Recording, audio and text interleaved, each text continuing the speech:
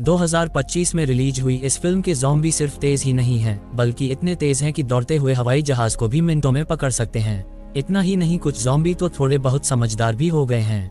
वो अपनी सूंघने की शक्ति से हजारों मील दूर दुश्मन को ढूंढ सकते हैं और इंसानों के बनाए मजबूत किले को भी तोड़ सकते हैं। अब ज्यादा बातें नहीं करते, चलिए फिल्म शुरू करते हैं। एक छोटा लड़का घर पर कार्टून देख रहा होता है कि अचानक टीवी का सिग्नल चला जाता है और स्क्रीन पर एक जरूरी खबर आने लगती है। खबर में बताया जाता है कि दुनिया भर में एक अनजान वायरस फैल गया है, जिससे संक्रमित लोग कुछ मिनटों के अंदर भयानक ज़ॉम्बी जैसे बन जाते हैं। ये वायरस बहुत तेजी से फैलता है और कई शहर तबाह हो चुके हैं। लड़का ये सब ध्यान से देख रहा होता है कि अचानक ऊपर के कमरे से आवाज आती है। वह डरते डरते ऊपर जाकर देखता है तो पता चलता है कि ये उसकी बड़ी बहन का मजाक था। तभी उनके पिता का वीडियो कॉल आता है, जो बाहर ड्यूटी पर हैं। वो अपनी पत्नी और बच्चों को शहर से दूर अपने रिश्तेदारों के घर जाने के लिए कह रहे हैं, क्योंकि इस शहर में भी ज़ॉम्बी वायरस फैल गया था। छोटी लड़की एबी अपने पिता के हाथ में अपना बनाया हुआ लकी ब्रेसलेट देखकर मुस्कुराती है। उधर माँ ने सामान पैक कर लिया है। बाहर से लगातार चीखने की आवाजें आ रही हैं, इसलिए वह एक पल भी बर्बाद नहीं करती और अपने दोनों बच्चों को लेकर घर से बाहर निकल जाती है। जैसे ही वे कार में बैठने वाले होते हैं, अचानक एक ज़ॉम्बी माँ को पकड़ लेता है। एबी तुरंत कार के नीचे छिप जाती है और अपनी आंखों से अपने छोटे भाई को ज़ॉम्बी के हाथों मरते हुए देखती है। छोटी लड़की डर से कांप रही होती है और तभी देखती है कि उसकी माँ भी एक बेजान ज़ॉम्बी बन चुकी है और उसकी तरफ बढ़ रही है। ठीक उसी वक्त कुछ गोलियों की आवाज आती है और एक अंकल फरिश्ते की तरह आकर एबी को बचा लेते हैं। बाद में वह लड़की को कान बंद करने के लिए कहते हैं और उसके ज़ॉम्बी बन चुके छोटे भाई को भी गोली मार देते हैं। अब इसके बाद 10 साल बीत चुके हैं और ज़ॉम्बी वायरस के कारण इंसानी सभ्यता पूरी तरह से बर्बाद हो चुकी है। कभी शानदार दिखने वाले शहर अब खंडहर बन चुके हैं। छोटी लड़की एबी अब बड़ी हो गई है और अंकल कैशियस ने ट्रेन करके उसे एक जंगल की योद्धा बना दिया है। इतने सालों तक जंगल में रहने के कारण एबी को लोगों के साथ रहने की बहुत इच्छा है। उसकी सबसे बड़ी ख्वाहिश है कि उसे कोई इंसानी बस्ती मिल जाए जहां वह रह सके। हालांकि कैशियस के लिए सबसे अच्छी जगह एक ऐसा सुनसान द्वीप है जो जमीन से दूर हो। तभी रात के अंधेरे में कैशियस बाहर लगे अलार्म की आवाज से जाग जाता है। वह सावधानी से अपने तंबू से बाहर निकलकर देखता है तो अंधेरे से एक ज़ॉम्बी उस पर हमला कर देता है, लेकिन कैशियस लगातार गोलियां चलाकर उसे मार देता है। दोनों बहुत उदास हैं क्योंकि ज़ॉम्बी झुंड में रहना पसंद करते हैं और आसपास जरूर और भी ज़ॉम्बीज होंगे। इसलिए सुबह होने से पहले ही वे अपना सामान पैक करके वहां से निकलने की तैयारी करते हैं। तभी रास्ते में उनके घोड़े हिनहिनाने लगते हैं। कैशियस समझ जाता है कि खतरा नजदीक है। दोनों चारों तरफ देखते हैं तो दूर एक जीप ज़ॉम्बी से घिरी हुई दिखाई देती है। कैशियस पहले तो ध्यान नहीं देना चाहता, लेकिन एबी बिना कुछ कहे गोली चला देती है, इसलिए मजबूरी में उन्हें बाकी ज़ॉम्बी को भी मारना पड़ता है। फिर दोनों जब जीप के पास जाते हैं और वहां से जरूरी सामान लेने लगते हैं। कैशियस मरे हुए आदमी के जूते ले लेता है और जैसे ही वो उन्हें पहनता है, उसे कार के अंदर से वॉकी टॉकी की आवाज सुनाई देती है। पता चलता है कि मरे हुए लोगों के और भी साथी हैं। कैशियस तुरंत वहां से निकलना चाहता है, लेकिन अगले ही पल कुछ एसयूवी गाड़ियां तेजी से आती हैं और बहुत सारे हथियारबंद लोग उन्हें घेर लेते हैं। कुछ लोग कैशियस के उतारे हुए जूते ढूंढ निकालते हैं, जिससे उन्हें लगता है कि इन्होंने ही इनके साथियों को मारा है। जब दोनों तरफ तनाव बढ़ रहा होता है, तभी एक गर्भवती महिला कार से उतरती है और अपने साथियों से एबी और कैशियस को छोड़ने के लिए कहती है। तभी काला घोड़ा फिर से चेतावनी देता है और अगले ही पल दूर जंगल से दहाड़ने की आवाज आती है। बहुत सारे ज़ॉम्बी बाढ़ की तरह चारों तरफ से घाटी की दीवारों की तरफ बढ़ने लगते हैं। लोगों के पास भागने का वक्त नहीं होता, इसलिए वे हथियार निकालकर वहीं मुकाबला करते हैं। एक महिला ज़ॉम्बी में सोचने की शक्ति थी और वो अपने साथियों को लड़ते हुए देख रही थी। बचे हुए लोगों के पास छिपने की कोई जगह नहीं होती और जल्द ही उनकी संख्या कम होने लगती है। एक मजबूत आदमी बदकिस्मती से ज़ॉम्बी के काटने का शिकार हो जाता है। वह खुद को गोली मारना चाहता है, लेकिन गोलियां खत्म हो जाती है। तभी एबी गर्भवती महिला को पकड़कर जीप में बैठाती है। कैशियस लड़ते हुए पीछे हटता है और उस समझदार महिला ज़ॉम्बी को मार देता है। फिर वह तेजी से गाड़ी चलाकर ज़ॉम्बी के झुंड से बाहर निकल जाता है। एक काले चेहरे वाला ज़ॉम्बी उस मरी हुई महिला ज़ॉम्बी को देखकर ऐसे दहाड़ता है कि जैसे उसकी पत्नी मर गई हो। उधर कैशियस गर्भवती महिला और उसके पति को ज़ॉम्बी से बचाकर ले जाता है। पूछने पर पता चलता है कि ये बचे हुए लोग शिप टाउन नाम की एक सुरक्षित जगह पर जाना चाहते थे। ये सुनकर एबी बहुत खुश होती है, क्योंकि यही तो वह जगह है जहां वह हमेशा से जाना चाहती थी। दिशा तय करने के बाद कैशियस गाड़ी चलाने वाला होता है कि गाड़ी बीच रास्ते में खराब हो जाती है। गर्भवती महिला का पति नीचे उतरकर अपना परिचय देता है। उसका नाम डेविड है और वह एक मैकेनिक है, लेकिन पार्ट्स की कमी के कारण वह इस गाड़ी को ठीक नहीं कर पाएगा। मजबूरी में कैशियस और बाकी लोग पैदल ही आगे बढ़ने का फैसला करते हैं। वे पहाड़ी रास्ते से सीधे आगे बढ़ते हैं और जल्द ही एबी के जन्म स्थान के शहर पहुंच जाते हैं। यहाँ ऊंची इमारतें अभी भी खड़ी हैं, लेकिन हर तरफ मौत की शांति छाई हुई है। कैशियस एक खुली जगह वाली इमारत ढूंढता है और वहीं रात बिताने का फैसला करता है।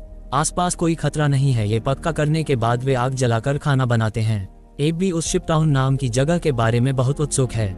गर्भवती महिला ने पहले ही वायरलेस से उनसे संपर्क कर लिया था। जैसा कि नाम से पता चलता है, शिपटाउन कई बड़े जहाजों को जोड़कर बनाया गया है। यह जमीन से जुड़ा हुआ नहीं है, इसलिए बहुत सुरक्षित है। यहाँ पानी और खाना भी भरपूर मात्रा में है, इसलिए यह बचे हुए लोगों के लिए एक सपनों की जगह है। एबी की आंखें ये सब सुनकर चमक उठती हैं, लेकिन कैशियस को इसमें कोई दिलचस्पी नहीं है। उसके पास फालतू वक्त नहीं है। वह बाहर और भी ज्यादा चेतावनी के संकेत और बम के जाल बिछाना चाहता है। सब कुछ ठीक करने के बाद कैशियस अपनी आगे की योजना बताता है। वह मेगन और उसके पति को कुछ दूर तक पहुंचाएगा। उसके बाद दोनों अलग अलग रास्ते पर चले जाएंगे, क्योंकि उसका लक्ष्य दूसरी दिशा में स्थित बंदरगाह है। एबी बहुत परेशान होती है और चुपके से कैशियस के पास जाकर उससे बहस करती है कि वह उनके साथ शिपटाउन क्यों नहीं जा रहा। कैशियस बहुत समझदारी से कहता है कि जहां ज्यादा लोग होते हैं वहां ज्यादा खतरा होता है, लेकिन एबी को इंसानी बुराई और कैशियस की बात बिल्कुल समझ में नहीं आती। वह कैशियस से बहुत झगड़ा करती है और फिर अकेले ऊपर रात बिताने के लिए चली जाती है। हालांकि दोनों को यह नहीं पता होता कि वह काले चेहरे वाला ज़ॉम्बी उनकी छोड़ी हुई गाड़ी को सूंघते हुए उन्हें ढूंढ चुका है। लगता है कि उस ज़ॉम्बी सरदार ने कैशियस से टक्कर लेने की ठान ली है। अगली सुबह एबी अपनी बचपन की तस्वीरें देख रही होती है कि अचानक नीचे पेड़ों से सरसराहट की आवाज आती है। वह समझ जाती है कि ज़ॉम्बी अंदर आ गए हैं और सबको चेतावनी देने के लिए नीचे भागने वाली होती है, लेकिन रास्ते में ही उसे ज़ॉम्बी मिल जाते हैं। हालांकि वह बहुत तेजी से रिएक्ट करती है और एक पीछा करने वाले ज़ॉम्बी को चकमा दे देती है, लेकिन इस चक्कर में उसका संतुलन बिगड़ जाता है। तभी कैशियस फिर से प्रकट होता है और एक बार फिर उसे खतरे से बचा लेता है। थोड़ी देर बाद काले चेहरे वाला ज़ॉम्बी अपने साथियों के साथ वहां पहुंच जाता है, लेकिन वे पहले से बिछाए गए जाल में फंस जाते हैं। कैशियस धमाके की आवाज सुनकर समझ जाता है कि ज़ॉम्बी का झुंड उसके पीछे पड़ गया है। तभी एबी को अचानक याद आता है कि थोड़ी दूर पर एक छोटा सा हवाई अड्डा है। बचपन में उसके पिता उसे अक्सर वहां घुमाने ले जाते थे। शायद वहां कुछ हवाई जहाज बचे हों। इससे सबके कई दिनों का रास्ता बच जाएगा। हालांकि कैशियस को ज्यादा उम्मीद नहीं होती, लेकिन एबी के बार बार कहने पर वह वहां जाने के लिए मान जाता है।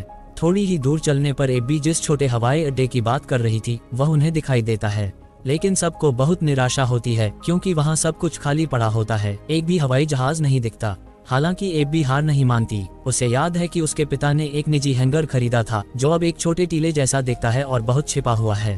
पुराने तरीके से दरवाजा खोलने के बाद उसके पिता का छोटा हवाई जहाज वाकई में वहीं खड़ा होता है। एबी खुशी से मुस्कुराती है। आखिरकार उसने कैशियस के सामने अपनी बात सही साबित कर दी। हालांकि यह हवाई जहाज बहुत दिनों से इस्तेमाल नहीं हुआ था, इसलिए मैकेनिक डेविड कहता है कि इसे ठीक करने की जरूरत है और कैशियस और एबी दूर एक ऊंची इमारत में पहरा देते हैं। अभी वे ठीक से बैठे भी नहीं होते कि उन्हें बहुत सारे ज़ॉम्बी उनकी तरफ आते हुए दिखाई देते हैं। कैशियस तुरंत भागकर मेगन और उसके पति को बताता है कि उन्हें 3 मिनट के अंदर उड़ान भरनी होगी, भले ही डेविड ने मरम्मत पूरी न की हो। ज़ॉम्बी को नजदीक आता देखकर एबी सारे विचारों को छोड़कर अपनी धुंधली यादों के सहारे हवाई जहाज को स्टार्ट करने में कामयाब हो जाती है। हालांकि तब तक बहुत सारे ज़ॉम्बी रनवे पर पहुंच चुके होते हैं। उनकी रफ्तार किसी तेज धावक की तरह होती है और वे लगभग हवाई जहाज को पकड़ने ही वाले होते हैं। तभी कैशियस एक चढ़ते हुए ज़ॉम्बी को गोली मार देता है और एबी भी आखिरकार कंट्रोल समझ लेती है और हवाई जहाज को आराम से हवा में उड़ा देती है। काले चेहरे वाला ज़ॉम्बी राजा आसमान की तरफ देखता है और उसकी आंखों में कई तरह के भाव होते हैं। हवाई जहाज में बैठे सभी लोग बहुत खुश हैं क्योंकि वे जल्द ही सीधे शिपटाउन पहुंच जाएंगे। लेकिन अगले ही पल हवाई जहाज के पिछले हिस्से से धुआं निकलने लगता है और फिर वह सीधा जमीन पर गिरने लगता है। शुक्र है कि वे काफी भाग्यशाली हैं। हवाई जहाज ज्यादा ऊंचाई पर नहीं था और कई बार टकराने के कारण उसकी गति धीमी हो गई थी। चारों लोगों को सिर्फ हल्की चोटें आती हैं, लेकिन हवाई जहाज अब इस्तेमाल करने लायक नहीं बचा था। उन्हें पैदल ही आगे बढ़ना होगा। चलते चलते वे एक सुनसान रेलवे स्टेशन पर पहुंचते हैं। आसपास कोई ज़ॉम्बी नहीं है। ये पक्का करने के बाद कैशियस वहीं रात बिताने का फैसला करता है। बंदरगाह और शिपटाउन पहाड़ के दूसरी तरफ हैं। वे चारों कुछ दूर तक साथ चल सकते हैं। अपनी गर्भवती पत्नी को देखने के बाद डेविड अकेले एक डिब्बे में चला जाता है। वह अपनी पैंट की टांग ऊपर करता है और एक भयानक निशान दिखाता है। दरअसल उसे कुछ दिन पहले ज़ॉम्बी ने काट लिया था। डेविड जानता है कि वह जल्द ही ज़ॉम्बी बन जाएगा, इसलिए खुद को गोली मारना चाहता है, लेकिन अपनी होने वाली पत्नी के बारे में सोचकर वह ये विचार छोड़ देता है। अगली सुबह कैशियस को डेविड में कुछ अजीब लगता है। वह मौका देखकर उसकी पैंट की टांग ऊपर करता है और ज़ॉम्बी के काटने का निशान देख लेता है। हालांकि आगे चल रही एबी उसे जल्दी करने के लिए कह रही होती है, इसलिए वह डेविड को वहीं मारने का इरादा छोड़ देता है। चलते चलते रात हो जाती है और आगे उन्हें अचानक एक फार्म हाउस दिखाई देता है। कैशियस चुपचाप बंदूक निकालकर आगे बढ़ता है। तभी दरवाजे पर लगे स्पीकर से अचानक चेतावनी की आवाज आती है। अंदर किसी के होने की पुष्टि होने पर एबी शांति से आगे बढ़कर कहती है कि उसकी कोई बुरी मंशा नहीं है। उन्हें पता चलता है कि उनके साथ एक गर्भवती महिला है तो घर के मालिक का शक दूर हो जाता है। सारे हथियार जमा करने के बाद बूढ़ा आदमी मेहमान नवाजी से सबको घर के अंदर बुलाता है। उन्होंने यहाँ सोलर पावर और बारिश के पानी को फिल्टर करने का सिस्टम लगाया हुआ था। एबी आखिरकार गर्म पानी से नहा पाती है। स्वादिष्ट रात का खाना खाने के बाद कैशियस अपने लैपटॉप को चार्ज करता है। उसमें उसकी पत्नी के साथ उसकी तस्वीरें हैं, जिनमें से एक उसकी पत्नी के गर्भवती होने के वक्त की है। तस्वीरें देखने के बाद कैशियस मेगन के पास जाता है और कहता है कि उसने अपना इरादा बदल दिया है। वह पहले उसे शिप टाउन पहुंचाएगा, फिर एबी के साथ बंदरगाह की तलाश करेगा। तभी घर का मालिक सबको शराब देता है और इतने दिनों बाद सबको आराम से बैठकर बातें करने का मौका मिलता है। लेकिन बातें करते करते उन्हें कुछ गड़बड़ लगती है। घर का मालिक कहता है कि ज़ॉम्बी इंसानी विकास का अगला चरण है। वे सबसे बड़े शिकारी हैं, इसलिए उन्हें पृथ्वी पर राज करना चाहिए, जैसे इंसानों ने पहले लालच में आकर दूसरे जानवरों का शिकार किया था। ये सुनकर सब चौंक जाते हैं। सिर्फ डेविड को अपनी तबीयत ज्यादा खराब लगती है और वह बाथरूम में जाता है। उसके शरीर में वायरस पूरी तरह से फैल चुका होता है। जब डेविड वापस हॉल में आता है तो देखता है कि कैशियस और बाकी दोनों बेहोश पड़े हैं।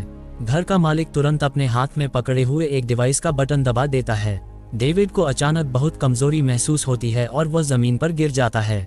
जब डेविड फिर से उठता है तो देखता है कि उसे और उसके साथियों को लटका दिया गया है। दरअसल घर के मालिक ने शराब में बेहोशी की दवा मिला दी थी और वो आदमी असल में एक साइंटिस्ट था। कई सालों के रिसर्च के बाद उसने एक खास डिवाइस बनाया है जो कम फ्रीक्वेंसी वाले सिग्नल से ज़ॉम्बी के व्यवहार को कंट्रोल कर सकता है। और जाल में फंसे कैशियस और बाकी लोग उसके एक्सपेरिमेंट के सामान हैं। ये सब कहने के बाद साइंटिस्ट पीछे पिंजरे का दरवाजा खोलता है। उसमें उसकी पत्नी बंद है जो पहले ही ज़ॉम्बी बन चुकी है। वह स्विच घुमाकर देखता है तो ज़ॉम्बी सच में कैशियस पर हमला कर देती है। लेकिन डेविड वायरस की ताकत से रस्सी तोड़ देता है और डिवाइस के कंट्रोल को भी अनदेखा करके बंधे हुए कैशियस और बाकी लोगों को बचा लेता है। घर का मालिक खतरा भांपकर तुरंत भाग जाता है और जल्द ही आंखों से ओझल हो जाता है। कैशियस अब और वहां नहीं रुकना चाहता। वह बाहर एक गाड़ी ढूंढता है और सबको लेकर घने जंगल की तरफ निकल जाता है। लेकिन घर का मालिक इतनी आसानी से हार मानने वाला नहीं है। वह अपने डिवाइस से ज़ॉम्बी के झुंड को कंट्रोल करके उनका पीछा करवाता है। कैशियस गाड़ी की स्पीड बढ़ाता रहता है, लेकिन आगे का रास्ता बंद था। अब उनके पास बाइक से भागने के अलावा कोई चारा नहीं है। डेविड जानता है कि उसके पास ज्यादा वक्त नहीं है, इसलिए वह पीछे रहकर ज़ॉम्बी को रोकने का फैसला करता है। अपनी पत्नी से कुछ बातें करने के बाद वह हिम्मत करके ज़ॉम्बी के झुंड में घुस जाता है। हालांकि इससे ज़ॉम्बी का पीछा सिर्फ थोड़ी देर के लिए ही रुक पाता है। कैशियस मेगन को गोद में लेकर लड़ते हुए पीछे हटता है। जब ज़ॉम्बी उन पर पहुंचने ही वाले होते हैं तो उन्हें अचानक एक इंसानी चौकी दिखाई देती है। एब भी समझ जाती है कि यही शिप टाउन है। चौकी के पहरेदार आवाज सुनकर तुरंत अपनी बंदूकें निकालकर हमला करने वाले ज़ॉम्बी को मारना शुरू कर देते हैं। काले चेहरे वाला ज़ॉम्बी अपने साथियों को आगे बढ़ने से रोकता है क्योंकि आगे पानी का रास्ता है और वे उसे पार नहीं कर सकते। थोड़ी देर बाद कैशियस और बाकी लोग नाव से कैंप के बीचों बीच पहुंच जाते हैं। मेगन की डिलीवरी होने वाली थी और उसे तुरंत इलाज की जरूरत थी। अच्छी बात यह है कि यहाँ डॉक्टर और अस्पताल की सुविधा है। अगली सुबह दोनों इस कैंप का पूरा नजारा देखते हैं। कई बड़े जहाजों को जोड़कर जमीन से दूर एक बहुत बड़ा प्लेटफॉर्म बनाया गया है और कैशियस आखिरकार कैंप के इंचार्ज से मिलता है। वह दोनों का यहाँ रहने के लिए स्वागत करता है, लेकिन कुछ नियमों का पालन करना जरूरी है। कैशियस बिना कुछ सोचे वहाँ से मुड़ जाता है। उसे लगता है कि सुनसान द्वीप पर रहना ही ज्यादा अच्छा है, लेकिन एब्बी ने यहीं रहने का फैसला कर लिया है। उसे अपने हमउम्र साथियों के साथ रहने की बहुत इच्छा है। इसी बात पर दोनों में बहुत झगड़ा होता है। तभी डॉक्टर आता है और बताता है कि मेगन ने एक बेटी को जन्म दिया है, लेकिन खून ज्यादा बहने के कारण वह शायद ज्यादा दिन नहीं जी पाएगी। कैशियस का मन उदास हो जाता है और वह तुरंत अस्पताल के कमरे में भागता है। मेगन बहुत कमजोर हो चुकी है और वह अपनी नवजात बेटी को कैशियस को सौंपना चाहती है और चाहती है कि वह भी एब्बी की तरह बड़ी हो। कैशियस अपनी मरी हुई पत्नी के बारे में सोचकर आखिरकार मेगन की बात मान लेता है। वह जानता है कि अब उसके कंधों पर एक और जिम्मेदारी आ गई है। उधर एब्बी एक हैंडसम लड़के के साथ घूमकर पहली बार बहुत मजा करती है। उसने कभी सोचा भी नहीं था कि इतने सारे लोग एक साथ बैठकर शराब पी सकते हैं और खूबसूरत संगीत पर जमकर नाच गा सकते हैं। इसलिए उसका यहीं रुकने का इरादा और भी पक्का हो जाता है। मस्ती के बाद एब्बी गलती से उस हैंडसम लड़के को चुपके से एक केबिन में जाते हुए देख लेती है। वह उत्सुक होकर अंदर जाकर देखती है तो पाती है कि वह केबिन तारों और बमों से भरा हुआ है। एक वायरलेस स्विच अलग से चमक रहा होता है। तभी वह लड़का भाग कर आता है और बताता है कि उन्होंने शिप टाउन के नीचे बम लगाए हैं। अगर कभी यह जगह खतरे में पड़ती है तो लोग गुप्त रास्ते से भाग जाएंगे और इसे उड़ा देंगे। लेकिन दोनों को बिल्कुल भी अंदाजा नहीं होता कि ये दिन इतनी जल्दी आ जाएगा। उस सन की साइंटिस्ट का गुस्सा शांत नहीं होता और वह अपने कंट्रोल डिवाइस के जरिए उस काले चेहरे वाले ज़ॉम्बी राजा से हाथ मिला लेता है। साइंटिस्ट की मदद मिलने के बाद शिप टाउन का पानी का कुदरती बचाव बेकार हो जाता है। बहुत सारे ज़ॉम्बी पानी के नीचे से या नावों की मदद से जल्द ही शिप टाउन कैंप में घुस जाते हैं। अचानक हुए हमले से बचे हुए लोगों में से बहुत सारे तुरंत मारे जाते हैं और जिन लोगों के पास छिपने की कोई जगह नहीं होती वे आखिरकार ज़ॉम्बी का खाना बन जाते हैं। कैशियस को एबी की चिंता होती है और वह भीड़ के विपरीत दिशा में उसे ढूंढता हुआ जाता है। वह ज़ॉम्बी को मारते हुए आगे बढ़ता है और आखिरकार उसे डेक पर लड़ते हुए ढूंढ लेता है। शायद जोश में आकर वह गलती से एक ज़ॉम्बी से टकराकर नीचे गिर जाता है। वह साइंटिस्ट जिसे बदला लेना था अब सामने आता है। आखिरकार उसे बदला लेने का मौका मिल जाता है, लेकिन कैशियस हार नहीं मानता। वह साइंटिस्ट का हाथ पकड़कर जोर से मारता है जिससे वह कमजोर डिवाइस तुरंत टूट जाता है। ज़ॉम्बी को कंट्रोल करने की ताकत खत्म होने के बाद बेचारा बुरा साइंटिस्ट जल्द ही ज़ॉम्बी का शिकार बन जाता है। अच्छी बात यह थी कि इस कैंप में पहले से ही भागने का रास्ता बना हुआ था। बहुत सारे बचे हुए लोग सुरंग के रास्ते नदी के दूसरे किनारे पर पहुंच जाते हैं। जब वे बम चालू करने वाले होते हैं तो वह हैंडसम लड़का कहता है कि रुको, क्योंकि एबी अभी भी नाव पर है। कैशियस भागते वक्त एक चप्पू से ज़ॉम्बी राजा को मार देता है। एबी गलती से उस ज़ॉम्बी के हाथ में एक ब्रेसलेट देखती है। क्या ये वही नहीं है जो उसने अपने हाथों से अपने पिता के लिए बनाया था? लेकिन लड़की के पास सोचने का वक्त नहीं होता और कैशियस उसे जबरदस्ती सुरंग में खींच लेता है। वह हैंडसम लड़का दोनों को भागते हुए देखकर तुरंत वायरलेस रिमोट दबा देता है और पूरा शिप टाउन तुरंत आग के गोले में बदल जाता है। हालांकि सबकी लड़ाई अभी खत्म नहीं हुई है। कैंप का सरदार अपनी गर्दन पकड़कर आता है क्योंकि लड़ाई में उसे ज़ॉम्बी ने काट लिया था। वायरस के फैलने से पहले ही काले चेहरे वाले ज़ॉम्बी ने उस पर हमला कर दिया। हैरानी की बात है कि ज़ॉम्बी राजा भी धमाके में बच गया था। कैशियस तुरंत आगे बढ़कर उससे भिड़ जाता है। एबी जमीन से बंदूक उठाती है और पहचान जाती है कि सामने खड़ा ज़ॉम्बी राजा उसका पिता है, लेकिन वो उसे पालने पोसने वाले कैशियस को मार रहा था। इसलिए एबी आखिरकार फैसला करती है और काले चेहरे वाले ज़ॉम्बी राजा को गोली मार देती है। आखिरकार वह अब उसका पिता नहीं रहा। कैशियस बचे हुए लोगों को लेकर दूर समुद्र में एक सुनसान द्वीप की तरफ देखता है और वे वहीं एक नई इंसानी बस्ती बसाने का फैसला करते हैं। इसमें कोई शक नहीं कि पिछली बार कैशियस ने जिस महिला ज़ॉम्बी को मारा था वह एबी की मां थी। बस यही कहा जा सकता है कि फिल्म की सारी कहानी इत्तेफाक से भरी पड़ी थी। अगर कहानी पसंद आई तो वीडियो को लाइक और कमेंट जरूर कर देना।